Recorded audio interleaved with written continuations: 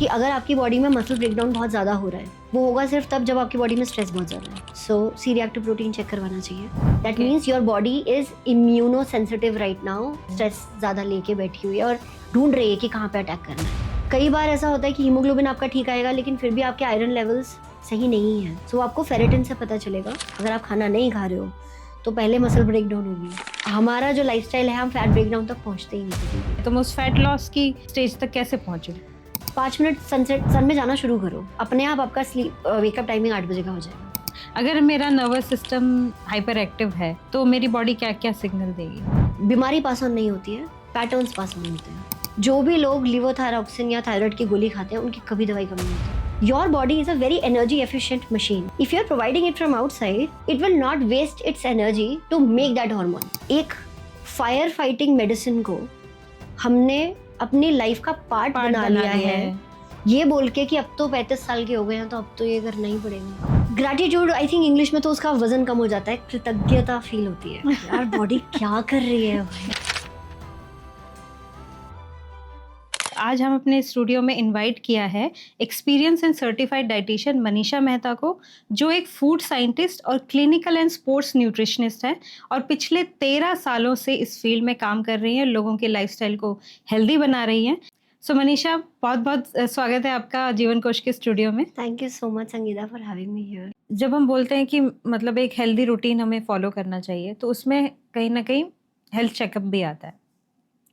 तो एक average person के लिए जो मतलब 30 क्रॉस कर गया है, बेसिक कौन कौन से टेस्ट होते हैं जो मतलब हर 6 महीने में या साल भर में करवा लेने चाहिए, जिससे मतलब हमें बॉडी की डेफिशिएंसीज का तो पता चले ही, इस तरह की लाइफस्टाइल डिजीजेस जैसे डायबिटीज तो नहीं है, थायराइड तो नहीं है, ये सब चीज़ें, फैटी लिवर, जो मेजर चीज़ें जो लोगों को होती है आजकल, तो क्या क्या टेस्ट कराने चाहिए? जो यूजुअली लोग करवा भी लेते हैं, पहले वहीं से स्टार्ट करते हैं। सो टोटल ब्लड काउंट, जिसमें आपका हीमोग्लोबिन, आपका ब्लड के और बाकी सारे पैरामीटर्स आते हैं। LFT KFT, so liver function test, kidney function test, thyroid panel, ये कुछ चीज़ें हैं जो HbA1c, ये सब चीज़ें हर कोई चेक करवाता है। जो चीज़ें सब लोग चेक नहीं करवाते, हाँ, जो हम करवानी कर जाते हैं। Yes. C reactive protein. Okay, C reactive protein is कि अगर आपकी बॉडी में मसल ब्रेकडाउन बहुत ज़्यादा हो रहा है, वो होगा सिर्फ तब जब आपकी बॉडी में स्ट्रेस बहुत ज़्यादा है। So C reactive protein check करवाना चाहिए। ESR चेक करवाना चाहिए। ESR is erythrocyte sedimentation rate. So जो वाइट ब्लड सेल्स होते हैं, जिनको हम इम्यून सेल्स बोलते हैं, वो रेड ब्लड सेल्स के ऊपर चढ़ के ट्रैवल करते हैं हमारी बॉडी में, राइट? और erythrocyte is red blood cell. So erythrocyte sedimentation rate का मतलब है कि वो आपका ब्लड लेंगे, उसमें से प्लाज्मा अलग करेंगे, राइट? देल लस्सी बनाएंगे आपके ब्लड की, राइट? सेंट्रीफ्यूज करेंगे एंड देन देल सी कि कितना जल्दी सेटल डाउन होता है रेड ब्लड सेल्स। अगर वो ज्यादा जल्दी सेटल हो रहा है, दैट मीन्स वो ज्यादा भारी है। वो ज्यादा भारी क्यों है? क्योंकि उसके ऊपर वाइट ब्लड सेल्स ऑलरेडी है। That means your body is immuno sensitive right now. आपकी इम्यून सिस्टम स्ट्रेस ज्यादा लेके बैठी हुई है और ढूंढ रही है कि कहाँ पे अटैक करना है। सो ESR से हमें ये पता चलेगा।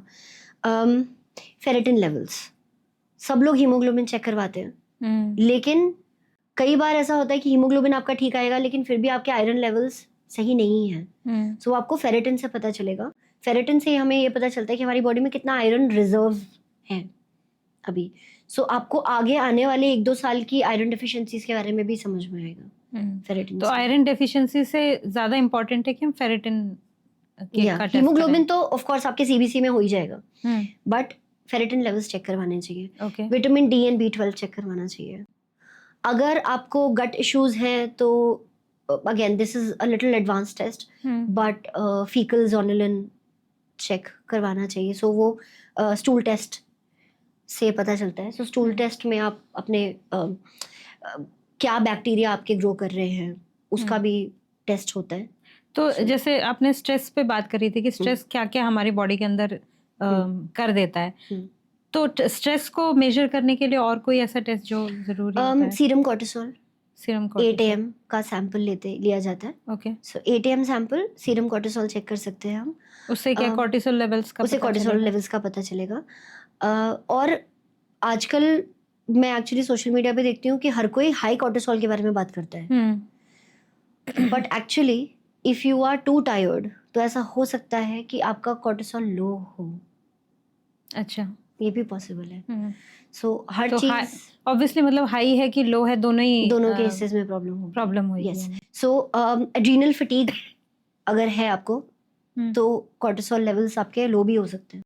कॉर्टिसोल और एड्रेनालिन, इनका ये बेसिकली इन हार्मोन्स के साथ में बात की जाती है, क्या मतलब डिफरेंस क्या है दोनों में, या फिर दोनों एक ही so cortisol and adrenalins, norepinephrine and epinephrine, ये तीनों हार्मोन्स मिलके हमें किसी भी स्ट्रेस से डील करने की एनर्जी देते हैं।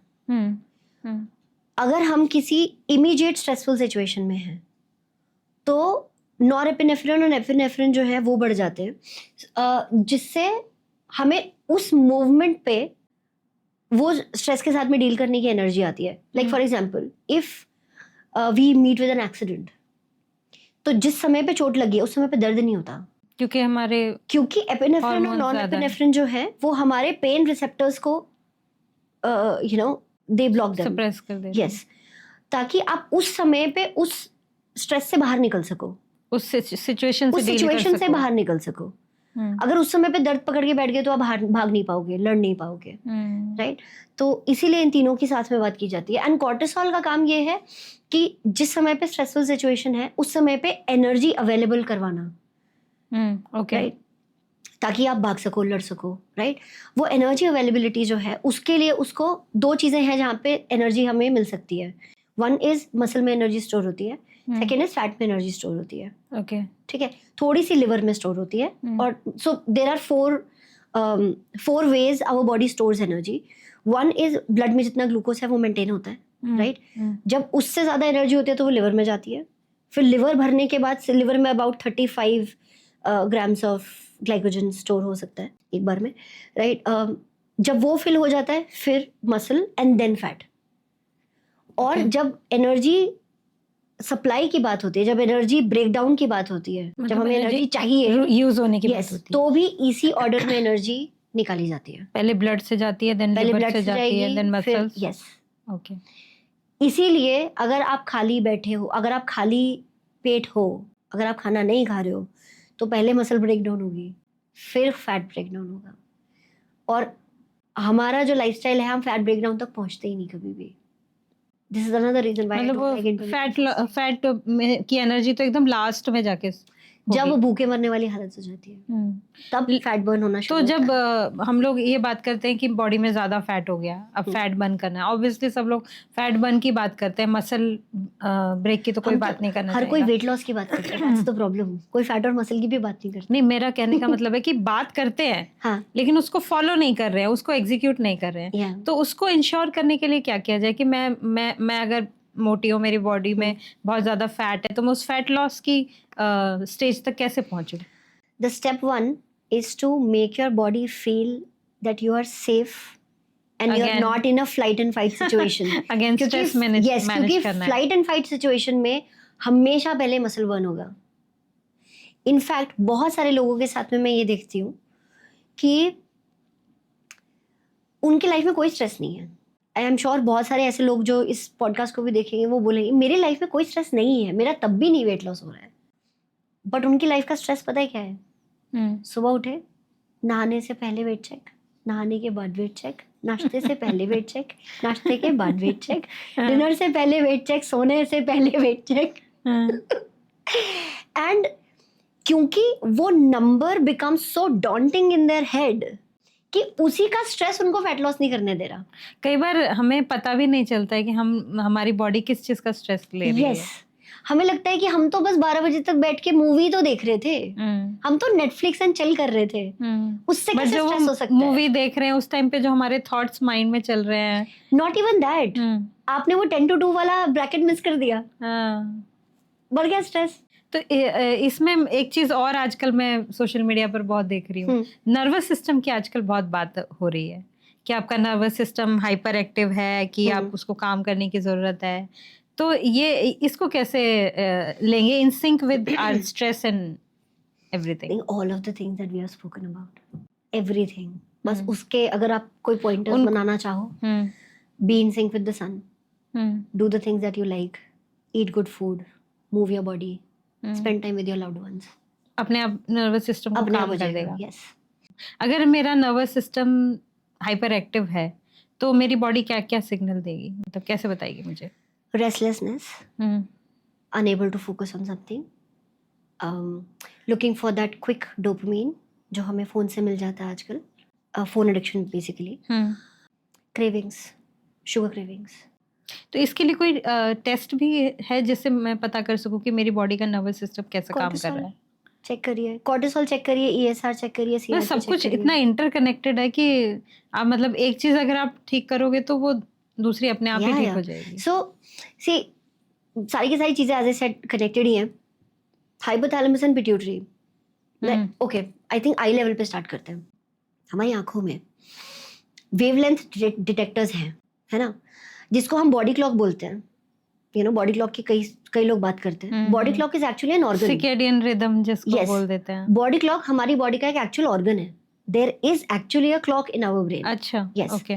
उसको सुप्राकाइस्मेटिक न्यूक्लियस बोलते हैं. हाइपोथैलेमस पिट्यूटरी के आसपास ही कहीं होता है, अंदर, राइट.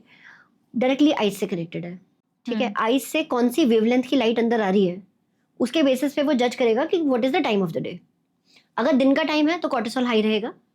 जैसे जैसे शाम होगी, those pink, red, orange colours of sunset, जैसे ही वो कलर्स आंखों में आएंगे वैसे ही कॉर्टिसोल अपने आप कम होगा. मेलाटोनिन जो स्लीप हार्मोन होता है वो अपने आप बढ़ेगा, राइट.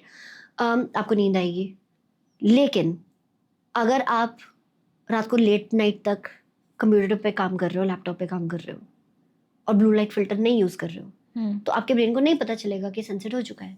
वही मैं पूछना चाह रही थी कि हम अगर अंदर ही रह रहे हैं तो कैसे पता लगेगा कि बाहर दिन है कि रात है? एक तो बहुत इजी चीज है जो हम यूज कर सकते हैं, जिसको हम 11 नंबर की बस बोलते हैं. उठिए, जाइए अपने बालकनी में, देखिए क्या टाइम हो रहा है, right. Take out 5 minutes for yourself, right. Look at the sunlight in the morning. जितने बजे भी आप उठते हो, अभी अगर आप 10 बजे भी उठ रहे हो, 5 मिनट सन में जाना शुरू करो. अपने आप आपका स्लीप वेकअप टाइमिंग 8 बजे का हो जाएगा.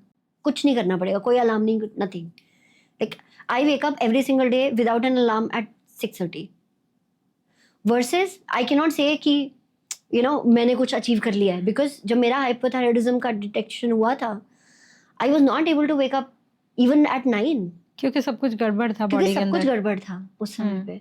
आई have always been an early riser, you know, 5 बजे 6 बजे हमेशा से ऐसे ही रहा है. But those 2-3 years of you know new life, getting married, all of those changes, I was enjoying my life, I was gaining some weight. उसके बाद social media पे ट्रोलिंग हुई, बॉडी शेमिंग हुई, वो भी मन से लग गया, यू नो. सो स्ट्रेस बढ़ रहा है, हाइपोथायराइडिज्म आया, and at that time I was not able to get up. Okay, so these are the reasons that lead to hypothyroidism. Yeah, stress is one thing which leads to hypothyroidism. जो हम लेकिन कई बार genetical भी होता है, मतलब hereditary हो, mostly no, family में हो, नो, नहीं. मतलब ये वाली चीज़ के बारे में मैं एक्चुअली अपने पेज पे भी बहुत बार बात कर चुकी हूँ कि सब लोगों को ऐसा लगता है कि हमारी मम्मी को था इसलिए हमें हो गया है. बट बीमारी पास ऑन नहीं होती है, पैटर्न्स पास ऑन होते हैं. मम्मी स्कूल भेजती थी, कॉलेज भेजती थी और फिर उसके बाद नाश्ता करती थी लेट.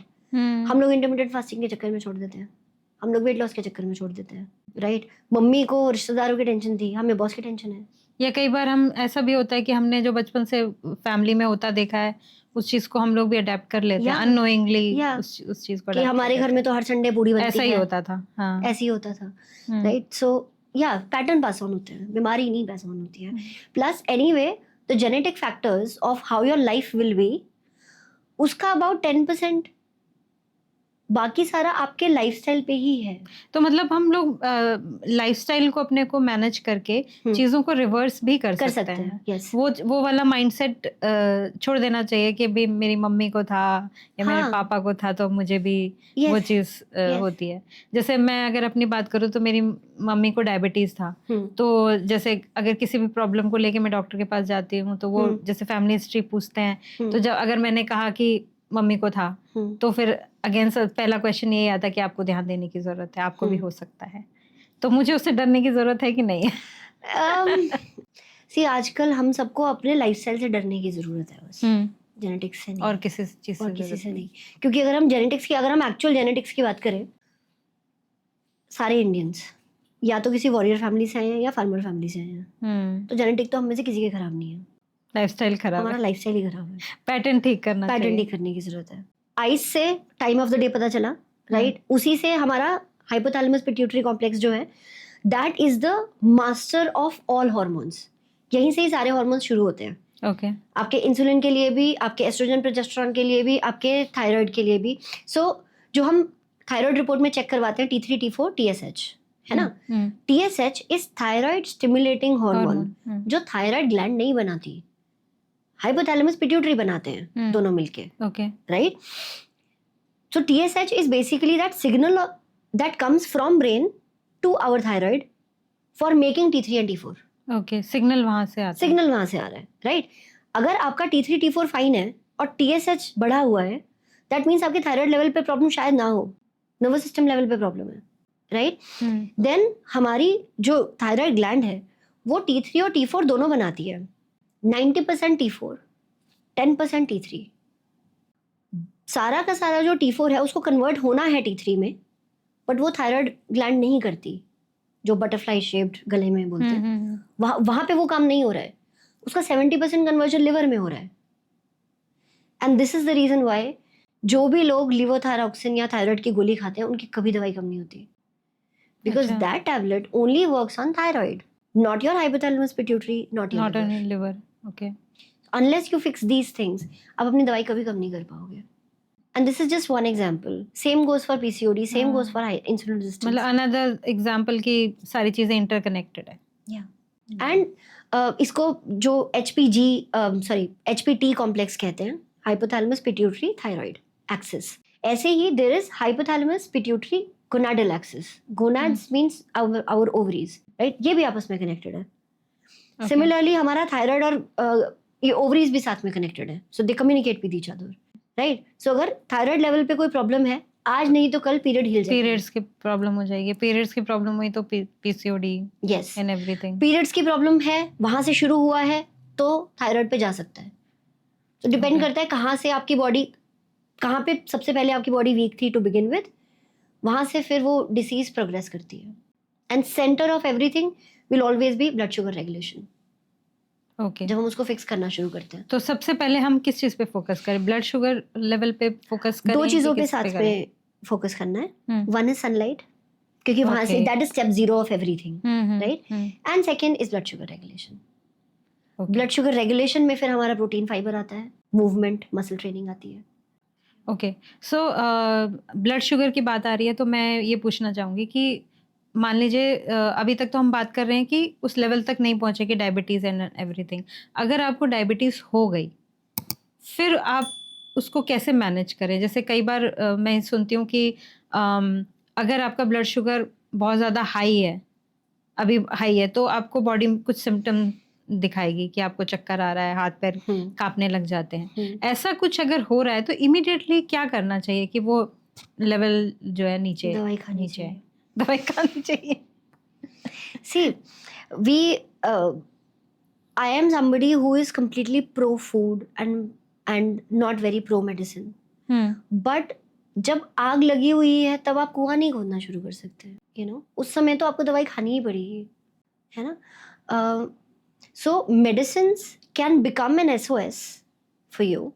See, ये चीज़ लिवोथायरॉक्सिन के साथ में भी है, ये चीज़ आपके ग्लूकोफाज और मेटफॉर्मिन और इन सब के साथ में भी है, कि ये चीज़ें आपको नॉर्मल सिम्टम फ्री लाइफ जीने में हेल्प कर सकती हैं। But if you want your disease to not progress further, तो आपको अपना लाइफस्टाइल ठीक करना पड़ेगा, राइट? इनफैक्ट ये चीज़ें जिन चीज़ों की हमने बात करी है आज, ये सब चीज़ें हम मास्टर्स ऑफ न्यूट्रिशन में नहीं पढ़ते हैं, ये सब चीज़ें हम एंडोक्रिनोलॉजी में पढ़ते हैं। अच्छा, राइट? और एंडोक्रिनोलॉजी डाइटिशियंस को नहीं पढ़ाई जाती इतनी डिटेल में। सो ये मेरे अंदर का कीड़ा था जो मैंने पढ़ लिया, आई स्टडीड द जहाँ पे हॉर्मोन्स के बारे में पढ़ाते हैं ना। या सो जो एंडोक्रिनोलॉजिस्ट डॉक्टर्स जो MBBS लोग पढ़ते हैं, राइट, ये सब उन्हीं बुक्स में से, मैंने भी वहीं से ही पढ़ा है, राइट। लेकिन प्रॉब्लम ये है कि हमारे देश में डॉक्टर्स आर ओवरवर्क्ड, राइट, क्योंकि हम prevention is better than cure सिर्फ मॉरल साइंस की बुक्स में पढ़ाते हैं, हम उसको करते नहीं हैं, उसको एग्जीक्यूट नहीं करते हम, है ना। एग्जीक्यूशन के टाइम पे हमें ये लगता है कि हमारी दादी नानी, हमारा कंपैरिजन, हमारा ये हमारा वो, हम आज क्या ठीक कर सकते हैं हम उसकी बात नहीं करते। So doctors are overworked, right, one thing is that, so they don't have time to attend to everyone. Second thing is, जब मैं इन बुक्स की भी बात कर रही हूँ तो पूरा चैप्टर है 50 पेज का, I am giving you an example, 50 page का चैप्टर है, उसके अंदर एक सिर्फ थायराइड के बारे में 50 पेजेस है, जिसमें उसकी पूरी functioning, everything is there. Last paragraph में मेडिसिन का रिकमेंडेशन है, and that's where the chapter ends. So nutritional management, lifestyle management, एक उस पैराग्राफ में एक लाइन में लिखा हुआ है that this helps, how it helps वो नहीं है वहाँ पे। सो वहाँ से हम डाइटिशियंस की पढ़ाई शुरू होती है कि इस लाइन के अंदर क्या करना है। You know, no offence, but मैं दवाई पे रिकमेंडेशन नहीं देती हूँ, और मुझे ऐसा लगता है कि लोगों को डॉक्टर्स का न्यूट्रिशन रिकमेंडेशन नहीं सुनना चाहिए, because that's not what they study. ये मेरा भी एक कंसर्न है कि जैसे हम किसी भी डॉक्टर के पास जाते हैं तो अगर हम जनरल बात करें कि भाई हम दवाई नहीं लेना चाहते या ऐसा कुछ है, तो बोलेंगे कि डाइट पे फोकस करो। डाइट पे फोकस करने पे बात आती है हेल्दी फूड खाओ, जंक नहीं खाओ, लेकिन उस हेल्दी फूड में क्या खाना है, क्या नहीं खाना है, वो कभी डॉक्टर्स मतलब ऐसे खुल के नहीं बताते। उनकी गलती नहीं है, that's not a subject that they study, right. तो वहाँ पे डाइटिशियन का रोल है। मुझे मतलब अगर मैं अपने सारे सर्टिफिकेशंस और सब कुछ हटा भी दूं तो भी 5 years of dedicated education of only this is what I've done. मतलब मैं अभी स्पोर्ट्स न्यूट्रिशन की बात नहीं कर रही, मैं आयुर्वेदिक न्यूट्रिशन की बात नहीं कर रही, मैं और किसी सर्टिफिकेशन की बात नहीं कर रही, बट अगर मैं कन्वेंशनल एजुकेशन की भी बात करूँ, 3 साल की ग्रेजुएशन, 2 साल की post graduation, that's what I studied for only the thing जो डॉक्टर आंसर नहीं कर पा रहे हैं, राइट, क्योंकि वो उनका काम ही नहीं है, वो उनका काम नहीं है। यस, राइट, ये लोगों को समझने की जरूरत है कि आप डॉक्टर के पास जाते हो, doctor is like the fire brigade, right, कि अब आप उस चीज में आ गए हो, अब आग लग चुकी है, तो अब आप बुझाने के लिए क्या करना है। हाँ, लेकिन उससे पहले क्या करना है, वहां पे दोबारा आग ना लगे उसके लिए क्या करना है, वो डाइटिशियन ही बताएंगे। और ये अवेयरनेस लोगों में अब जाकर आई है, पहले तो ये चीज पता ही नहीं होती थी। तो आई गेस इसलिए जो मतलब हम लोग अपनी डाइट पे ध्यान नहीं दे रहे थे, लाइफस्टाइल पे नहीं दे रहे थे, तो इसलिए शायद वो जो मेडिसिन के साइड इफेक्ट्स जो हम कहते हैं, जो हम जैसे डायबिटीज़ की बात आती है तो आजकल ज़्यादा लोग इसी चीज़ पे बात करते हैं कि डायबिटीज़ की अगर मेडिसिन पे आप चले गए तो फिर बाद में आपको आपके बाकी ऑर्गन्स पे असर पड़ने वाला है। जैसे मैं अगर मेरी मदर की भी बात करूँ तो उस टाइम पे इतनी ही अवेयरनेस थी कि डायबिटीज़ हो गई तो अच्छा ठीक है मीठा छोड़ दो, हमें नहीं पता था कि उसमें आपको कार्ब्स की प्रॉब्लम हो रही है या आपको प्रोटीन बढ़ाना है। उस टाइम क्या रोटी सब्जी होती थी, फाइबर सैलेड का तो नाम ही नहीं होता था, तो उतनी अवेयरनेस जो थी नहीं, तो उस वजह से क्या हुआ, सिर्फ मेडिसिन की वजह से शायद उनकी आई थिंक बाकी चीजों पर भी असर पड़ने। I think we have to talk about this. एक चीज जो मैं पहले मिस कर गई थी, जब आप ब्लड चेकअप्स करवाते हैं अपना फास्टिंग इंसुलिन जरूर चेक करवाइए, apart from the other things that I mentioned, other than HbA1c, yes, fasting insulin, ठीक है। ओके, सो या now continuing to this, we have to talk about this. हम लोग इंसुलिन की दवाई पे जाते हैं, मेटफॉर्मिन पे जाते हैं, और उसके बाद धीरे धीरे डोज बढ़ती ही रहती है, राइट। थायराइड की गोली लगती है, 25 mg से शुरू होती है, 1 साल के अंदर अंदर 100 पहुंच जाती है, right, and nobody talks about this. I will give you a very very simple example. सब लोग ये बोलते हैं, सब लोग इस चीज़ के बारे में मजाक भी उड़ाते हैं कि जो बॉडी बिल्डर होते हैं, लाइक स्टेज वाले बॉडी बिल्डर्स, वो बाहर से टेस्टोस्टेरोन लेते हैं। अब इसके आगे सेंटेंस आप पूरा कर लीजिए, राइट, सबको पता है कि क्या बोलते हैं हम उनके बारे में। क्यों ऐसा बोलते हैं? क्योंकि एक हार्मोन जो आप बाहर से लोगे your body is a very energy efficient machine, right? If you're providing it from outside, it will not waste its energy to make that hormone, right? यही फंडा है ना. तो ये सेम बहुत इंटेलिजेंट है हमारी बॉडी. ये सेम फंडा हम इंसुलिन पे, थायराइड की दवाई पे क्यों नहीं लगाते? एग्जैक्टली. यू नो, एनर्जी क्यों वेस्ट करेगी बॉडी? हमारी बाहर बॉडी से मिल रहा है मुझे. इसीलिए धीरे धीरे करके डोसेजेस हमेशा बढ़ते हैं, कम नहीं होते, unless you do something to reduce that dosage, and that is all the lifestyle change. Diet and lifestyle वो मैनेज करना ही पड़ेगा. मैनेज करना ही पड़ेगा. सो नेक्स्ट टाइम अगर कोई भी किसी बॉडी बिल्डर को देखे, that he is an athlete, he or she is an athlete, right? They have requirements of that sport, yeah, you know, whatever, ethical, unethical, I'm not going to get into that. But एक fire fighting medicine को हमने अपनी life का part बना लिया है, ये बोल के कि अब तो 35 साल के हो गए हैं तो अब तो ये करना ही पड़ेगा, अब तो ये है ही, अब तो ऐसे ही होता है. I was 33 when I got diagnosed with hypothyroidism. It took me 1 year. 1 year भी क्यों? क्योंकि 1 साल तक मैं डरती रही कि मैं दोबारा चेक नहीं कराऊंगी, you know, because I thought कि यार मेरे को कैसे हो सकता है. ये ऐसे भी बहुत बहुत केसेस में देखती हूँ कि खासकर लेडीज इस चीज से, वही अगेन आपके जो आपने कहा कि लेडीज को डराना थोड़ा इजी हो जाता है, कि वो टेस्ट ही नहीं कराती हैं. हाँ, कि मैंने अगर टेस्ट कराया तो पक्का कुछ ना कुछ निकलेगा. But at the same time, having said that, I was doing all the things जो उसको इम्प्रूव करने में मुझे हेल्प कर सकती थी. Thankfully, because I had, you know, years of experience. उससे पहले भी मैं थायराइड केसेस, हाइपोथायराइडिज्म केसेस ले रही थी, उनकी दवाइयाँ कम करवा रही थी. So I knew exactly what to do, right? बस ऑफ कोर्स मेरे लाइफ में एक ऐसा टाइम आया जब मैं स्ट्रेस नहीं हैंडल कर पाई, सो मुझे भी हो गया, and I fixed it, right?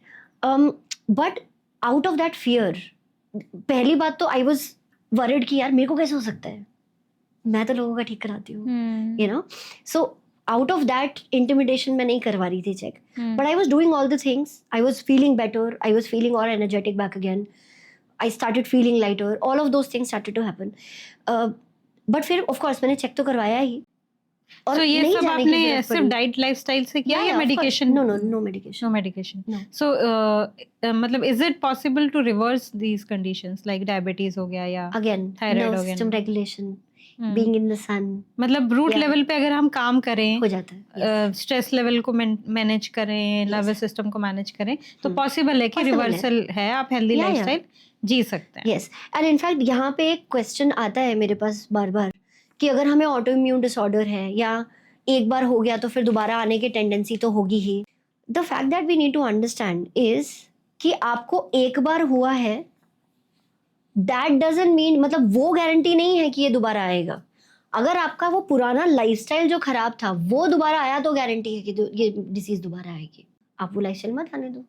सो अब मैं थोड़ा सा आगे बढ़ के एंटी एजिंग पर बात करना चाहूँगी, क्योंकि जैसे मैंने आपको कहा था कि लोग जो है they want to stay healthy and young, तो उसमें एंटी एजिंग वाली चीज़ तो आ जाती है. और आजकल बहुत ज़्यादा फोकस हो गया है हर चीज़ में, जैसे प्रोडक्ट्स भी हम जो देखते हैं एंटी एजिंग उसके अंदर बाय डिफ़ॉल्ट आ जाता है. तो एंटी एजिंग पे के नाम पे अगर हम डाइट में देखें तो सबसे पहले कोलेजन ड्रिंक्स की बात आती है. तो इसके बारे में बात करना चाहूँगी. एक तो बहुत एक्सपेंसिव आती है, और 2 तरह के ग्रुप में देखती हूँ. कुछ लोग कहते हैं कि नहीं, कोलेजन तो आपकी बॉडी खुद प्रोड्यूस करती है, you can not provide it from outside. और कुछ लोग कहते हैं कि उसको कोलेजन बूस्ट करने के लिए जो चीज़ों की ज़रूरत है उसके लिए आपको पीना ही पड़ेगा. तो आप क्या कहते हैं, मतलब ज़रूरी है कि अगर मैं एक ग्रेसफुल तरीके से एंटी एजिंग की, मतलब एजिंग की तरफ जाना चाहूँ, तो क्या मुझे इस तरह की ड्रिंक्स, तो क्या ज़रूरी है मुझे अपनी डाइट में? नहीं है. ओके, अगेन आई थिंक इसके भी थोड़ी सी साइंस में चले जाते हैं. जब हम प्रोटीन खाते हैं, कोई भी प्रोटीन, तो बॉडी वो एज इट इज़ प्रोटीन उठा के उसको जहाँ जाना है वहाँ नहीं जाता है वो, राइट? जब हम खाना खाते हैं तो जो भी कार्ब्स होते हैं वो ग्लूकोज में कन्वर्ट होते हैं, ये आई थिंक सबको पता है ना? जो भी हम खाना खाएंगे जिसमें जो उसमें कार्ब्स हैं वो सारे ग्लूकोज में कन्वर्ट हो जाएंगे, तब वो बॉडी में एब्जॉर्ब होंगे. जो फैट्स हम खाएंगे वो फैटी एसिड्स में ब्रेक डाउन होंगे और फिर एज अ फैटी एसिड वो एब्जॉर्ब होंगे.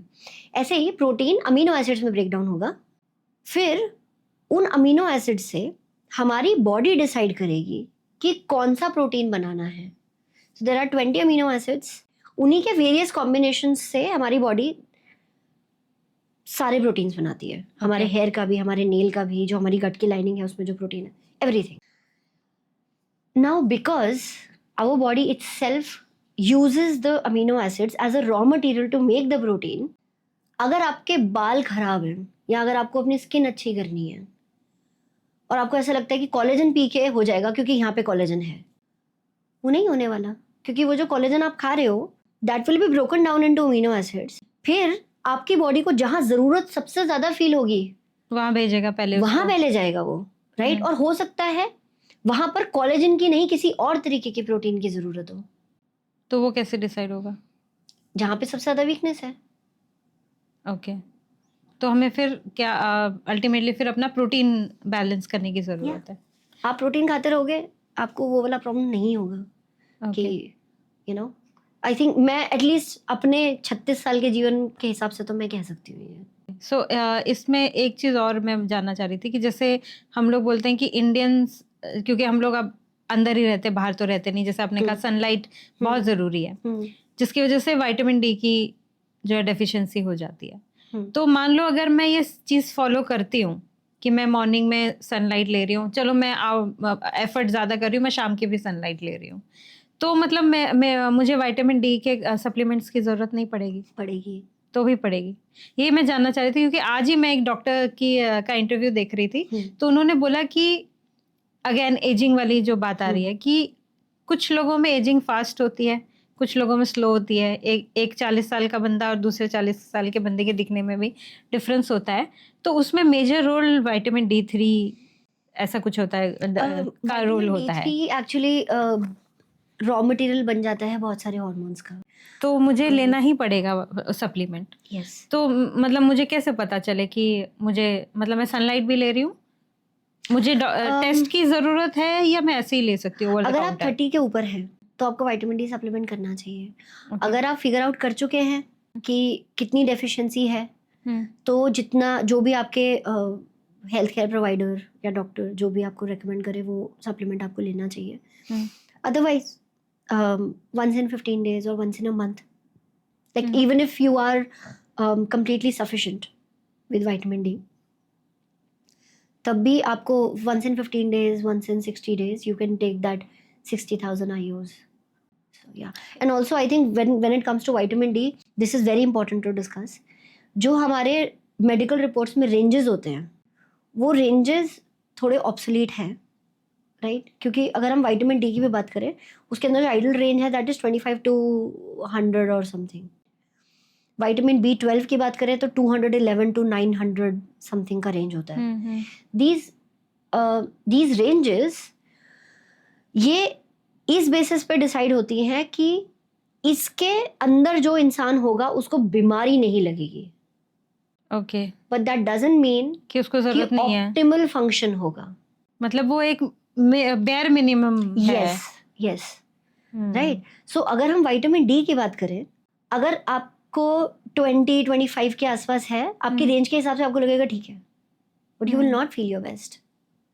तो वो हायर रेंज की तरफ होना चाहिए. यस. वो आपका विटामिन डी एटलीस्ट 70-80 होना चाहिए. तो ये मतलब सारी चीजों पे लागू होता है जो हम अपनी टेस्ट रिपोर्ट में देखते हैं. यस. तो हमें ये इंश्योर करना चाहिए कि वो हाई रेंज की तरफ, like same goes for TSH.